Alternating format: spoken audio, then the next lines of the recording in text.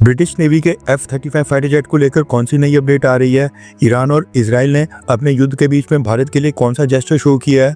Bharat Pakistan cease fire के ऊपर Donald Trump ने अगेन कौन सी स्टेटमेंट दी है? एंड भारत में बैठे दलाई लामा ने कौन सी अनाउंसमेंट की है जिसके ऊपर चाइना भी अब नजर टिकाकर बैठ गया है? काफी सारी इंपॉर्टेंट अपडेट्स आ रही हैं जो आपको मेन स्ट्रीम के न्यूज चैनल्स के ऊपर भी देखने को नहीं मिलेंगी, इसलिए वीडियो को एंड तक देखिएगा।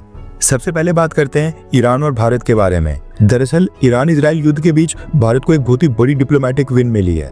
आपको याद होगा रशिया यूक्रेन वॉर जब शुरू हुआ था तो भारत के स्टूडेंट्स को इवैक्यूएट करने के लिए भारत ने रशिया यूक्रेन के बीच कुछ घंटों के लिए वॉर को रुकवा दिया था। सेम वैसा कुछ यहाँ भी हुआ है। दरअसल ईरान की स्पेस इस समय कमर्शियल फ्लाइट्स के लिए पूरी तरह से बंद है। ईरान ने कमर्शियल या चार्टर्ड फ्लाइट्स इनके ऊपर पूरी तरह से बैन लगा कर रखा हुआ है, लेकिन भारत की रिक्वेस्ट और इजराइल के साथ नेगोशिएशंस के बाद अब ईरान का एक बहुत ही बड़ा एयरपोर्ट इंडियंस को इवैक्यूएट करने के लिए खोल दिया गया है। सबसे पहले आप ये ईरान और ईरान के पड़ोसी देशों का मैप देखिए। ये लेफ्ट वाली साइड के ऊपर अर्मेनिया है और ये ऊपर तुर्कमेनिस्तान है। भारत सरकार अभी तक क्या कर रही थी कि इंडियन स्टूडेंट्स और नेशनल्स को पहले इन दोनों देशों में ले जा रही थी, उसके बाद यहाँ पर अकोमोडेट करने के बाद यहाँ से भारत के लिए स्पेशल फ्लाइट्स अरेंज कर रही थी और फिर इनको भारत लाया जा रहा था। लेकिन अब ईरान और इजराइल दोनों से ही बात कर ली गई है, जिसके बाद अब भारत ने ईरान की स्पेस से ही भारतीय लोगों को रेस्क्यू करना स्टार्ट कर दिया है।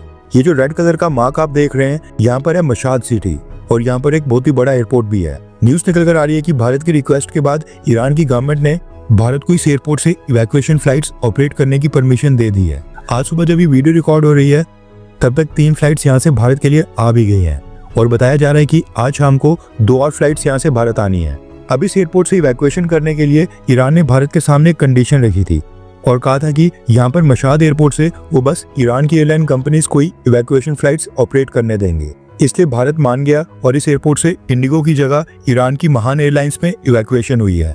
ये चीज भारत ने इजराइल को भी कन्वे कर दी थी कि भारत ईरान के मशाद एयरपोर्ट से इवैक्यूएशन फ्लाइट्स ऑपरेट करने जा रहा है, जिसके लिए हम ईरानियन एयरलाइंस महान एयरलाइन का इस्तेमाल कर रहे हैं। इजराइल ने भी इंश्योर किया कि उनके अटैक्स में इंडियंस को कोई भी नुकसान नहीं पहुंचे। अभी तक 1000 इंडियंस को ईरान के मशाद एयरपोर्ट से भारत तक ला लिया गया है। अगर ईरान की सरकार भारत के लिए स्पेशल जेस्चर दिखाते हुए ये एयर स्पेस से बैन को नहीं हटाती तो फिर ये 1000 लोग पहले तुर्कमेनिस्तान या फिर अर्मेनिया जाते और वहां पर कुछ घंटे रुकते और फिर वहां से इंडिगो की स्पेशल फ्लाइट में इनको भारत लाया जाता। नेक्स्ट अपडेट आ रही है ब्रिटिश नेवी के F-35 फाइटर जेट को लेकर, जो पिछले 7 दिन से भारत के तिरुवनंतपुरम एयरपोर्ट के ऊपर पार्क्ड है। इसको लेकर देश की सबसे बड़ी न्यूज एजेंसी NI की तरफ से न्यूज निकल कर आ रही है कि ये F-35 फाइटर जेट सबसे पहले तो लो फ्यूल की वजह से इमरजेंसी में इसको भारत में लैंड किया गया था। भारत में लैंड होने के बाद जब इंडियन एयरफोर्स ने F-35 को टेक्निकल सपोर्ट और रिफ्यूलिंग प्रोवाइड की, उसके बाद F-35 के पायलट ने इसको वापस से फ्लाई करके ब्रिटिश नेवी के एयरक्राफ्ट कैरियर के ऊपर ले जाने की कोशिश की और उसी दौरान इसमें हाइड्रोलिक फेलियर आ गया है। हाइड्रोलिक फेलियर का मतलब होता है जब फाइटर जेट का हाइड्रोलिक सिस्टम काम करना बंद कर देता है, जो कि फाइटर जेट के इंपॉर्टेंट पार्ट्स जैसे कि विंग्स, टेल, लैंडिंग गियर और ब्रेक्स को कंट्रोल करता है। फाइटर जेट्स में हाइड्रोलिक सिस्टम प्रेशर लिक्विड से चलता है जो इन सभी इंपॉर्टेंट पार्ट्स को मूव करता है। एंड अगर हाइड्रोलिक सिस्टम फेल हो जाए तो पायलट के लिए फाइटर जेट को कंट्रोल करना काफी मुश्किल हो जाता है। लैंडिंग गियर ही नहीं खुलते हैं या फिर ब्रेक्स ही काम नहीं करती हैं। ब्रिटिश नेवी की जो छोटी टेक्निकल टीम सपोर्ट देने आई थी उसे सफलता नहीं मिली, इसलिए अब एक बड़ी टेक्निकल टीम को बुलाया गया है। अगर वो भी इस F-35 को ऑपरेशनल करने में फेल होती है तो फिर ब्रिटिश नेवी एयरफोर्स की मदद से अपने इस F-35 फाइटर जेट को एयरलिफ्ट करके एक मिलिट्री ट्रांसपोर्ट एयरक्राफ्ट में ले जाएगी। नेक्स्ट अपडेट आ रही है डोनाल्ड ट्रंप के बारे में, क्योंकि इनका मानना है कि इनको भारत पाकिस्तान युद्ध और कई देशों के बीच मसले सुलझाने के लिए नोबेल पीस प्राइज मिलना चाहिए। दरअसल अभी 2-3 घंटे पहले डोनाल्ड ट्रंप ने एक इंटरव्यू में भी भारत पाकिस्तान का नाम लिया है एंड इसके साथ ही एक स्टेटमेंट भी रिलीज की है, जिसमें डोनाल्ड ट्रंप ने कहा है कि वो नोबेल पीस प्राइज डिजर्व करते हैं। ट्रंप ने कहा है कि मुझे ये बताते हुए बहुत ही खुशी हो रही है कि मैंने और secretary of state Marco Rubio ने मिलकर कॉन्गो और रवांडा के बीच एक शांति का समझौता तय किया है। पीस एग्रीमेंट के लिए दोनों देशों को मनवा लिया गया है। अब इन दोनों देशों के बीच कई दशकों और सालों से जंग चल रही थी जो बहुत ही खूनी और डेंजरस थी। अब रवांडा और कॉन्गो के लोग एग्रीमेंट साइन करने के लिए मंडे को वॉशिंगटन आएंगे। ये अफ्रीका के लिए बहुत ही अच्छा दिन है और सच कहूं तो दुनिया के लिए भी। लेकिन मुझे इसके लिए नोबेल पीस प्राइज नहीं मिलेगा। भारत और पाकिस्तान का युद्ध रुकवाने और सीज फायर करवाने के लिए भी मुझे नोबेल पीस प्राइज नहीं दिया जाएगा, ना ही सर्बिया कोसोवो के बीच जंग रोकने के लिए, ना ही इजिप्ट और इथियोपिया के बीच पानी के मुद्दे के ऊपर शांति बनाने के लिए, जहां पर इथियोपिया ने एक बहुत ही बड़ा डैम बनाया है जो कि नील रिवर का पानी बहुत ही कम कर देता है और अमेरिका ने उस डैम को पैसे दिए हैं। मुझे अब्राहम अकॉर्ड्स के लिए भी नोबेल पीस प्राइज नहीं मिलेगा, जिसमें मिडिल ईस्ट के कई सारे देश शामिल हो रहे हैं और सब मिलकर पीस बना रहे हैं। अगर सब कुछ ठीक रहा तो मिडिल ईस्ट में बहुत ही सालों के बाद शांति दिखाई देगी। नहीं, मुझे नोबेल पीस प्राइज नहीं मिलेगा, चाहे मैं कुछ भी कर लूं, चाहे रशिया यूक्रेन हो गया या फिर इजराइल और ईरान। लेकिन मुझे इस चीज की चिंता नहीं है। मुझे पता है कि मैंने क्या किया है और वही मेरे लिए इम्पोर्टेंट है।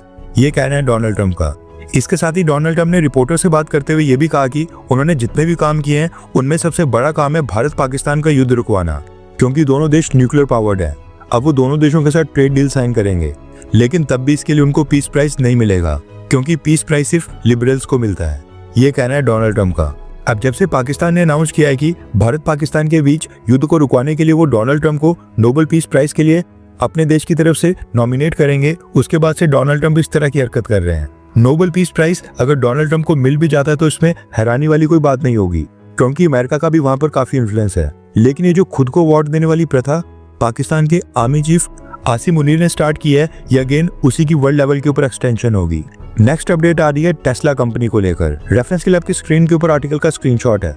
दरअसल न्यूज निकल कर आ रही है कि टेस्ला कंपनी जुलाई महीने में भारत में अपना पहला शोरूम ओपन करने जा रही है। ये पहला शोरूम मिड जुलाई महीने में महाराष्ट्र के मुंबई में खोला जाएगा और उसके अगला शोरूम देश की राजधानी दिल्ली में खोला जाएगा। टेस्ला ने अपने मॉडल वाई कार्स को चाइना के मैन्युफैक्चरिंग प्लांट से भारत में इंपोर्ट करना ऑलरेडी स्टार्ट कर दिया है। कई सारी कार्स भारत के अंदर आ गई हैं और ये जो मॉडल वाई कार है ये टेस्ला की ग्लोबल लेवल के ऊपर बेस्ट सेलिंग कार है। कंपनी कर्नाटका और गुड़गांव में वेयर हाउस और स्टोरेज फैसिलिटी ओपन करने के लिए स्पेस भी ढूंढ रही है।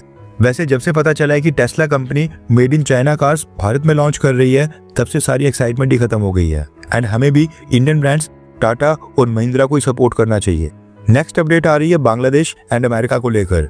दरअसल अमेरिका से न्यूज निकल कर आ रही है कि पाकिस्तान के आर्मी चीफ आसिम मुनीर को होस्ट करने के साथ साथ अमेरिका बांग्लादेश के नेशनल सिक्योरिटी एडवाइजर को भी होस्ट कर रहा था।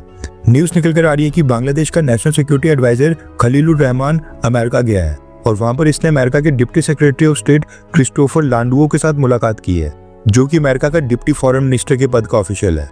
एक तरफ ये मीटिंग हुई और दूसरी तरफ बांग्लादेश की इंटरिम गवर्नमेंट ने 5 अगस्त के लिए एक बहुत ही बड़ी अनाउंसमेंट कर दी है। दरअसल बांग्लादेश की ex prime minister Sheikh Hasina पिछले साल 5 अगस्त को ही बांग्लादेश से जान बचाकर भारत में शरण लेने आई थी। इसलिए ये जो 5 अगस्त का दिन है, प्रोफेसर मोहम्मद यूनुस ने इसको ही सेलिब्रेट करने का फैसला किया है। इस दिन को यादगार बनाने के लिए 5 अगस्त को अब बांग्लादेश के अंदर नेशनल पब्लिक हॉलीडे अनाउंस की गई है, यानी इस दिन पूरे बांग्लादेश में छुट्टी होगी। इस दिन को ऑफिशियल लेवल के ऊपर स्टूडेंट पीपल्स अपराइजिंग डे का नाम दिया गया है, यानी कि शेख हसीना के कपड़े, अंडरगारमेंट्स और बाकी सामान की लूटपाट को ये नेशनल हॉलीडे के रूप में सेलिब्रेट करेंगे। नेक्स्ट अपडेट आ रही है दलाई लामा और बुद्धिज्म को लेकर। दरअसल न्यूज निकल कर आ रही है कि दलाई लामा अपने 90th बर्थडे से कुछ दिन पहले भारत और दुनिया भर के बुद्धिस्ट लोगों को संबोधित करेंगे। 6 जुलाई को दलाई लामा का 90th बर्थडे है और 2 जुलाई यानी कि 4 दिन पहले दलाई लामा ये संबोधन करेंगे। माना जा रहा है कि दलाई लामा इस स्पीच में अपने सक्सेसर की अनाउंसमेंट करने वाले हैं। अब ये देखना इंटरेस्टिंग होगा कि क्या ये एक्चुअल में होता है, क्योंकि कई सारे लोग ये भी क्लेम कर रहे हैं कि दलाई लामा अपने सक्सेसर यानी कि 15वें दलाई लामा को ना चुने और वही आखिरी दलाई लामा कहलाए जाएं। अब इसमें चाइना की भी पॉलिटिक्स शामिल है।